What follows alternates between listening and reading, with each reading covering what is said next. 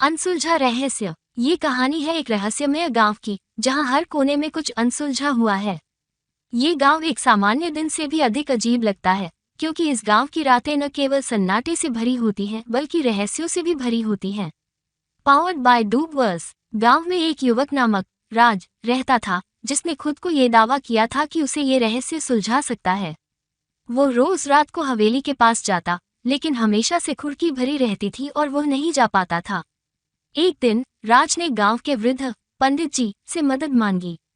पंडित जी ने कहा, राज, तुम्हें रात के समय हवेली में जाना होगा और वहां का रहस्य सुलझाना होगा, पर ध्यान रखना, तुम्हें हर मिनट अच्छा सोचना होगा।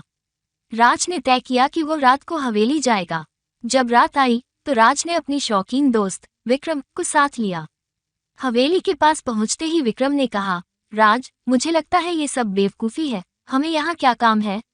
राज ने हंसते हुए कहा, तू चिंता मत कर, ये सब खेल है। हवेली के दरवाजे को खोलते ही राज और विक्रम ने अजीबोगरीब स्थितियों का सामना किया। हर कोने से आवाजें आ रही थी, लेकिन कोई नहीं दिखा।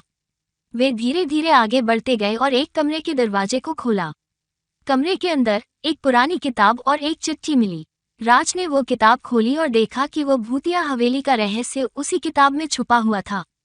चिट्ठी में लिखा था, ये हवेली तुम्हें सच्ची चीजें दिखाती है, लेकिन तुम्हें इसे सही समझने के लिए हर क्षण को ध्यानपूर्वक जीना होगा। राज और विक्रम ने अपने आत्मविश्वास के साथ हवेली से बाहर निकला और उन्होंने गांव के लोगों को रहस्य का सुलझाव बताया।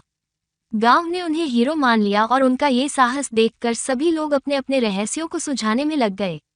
इसके बाद से गांव ने नया रूप लिया और वह अब एक खुला, समर्थनीय सामूहिकता का उदाहरण बन गया।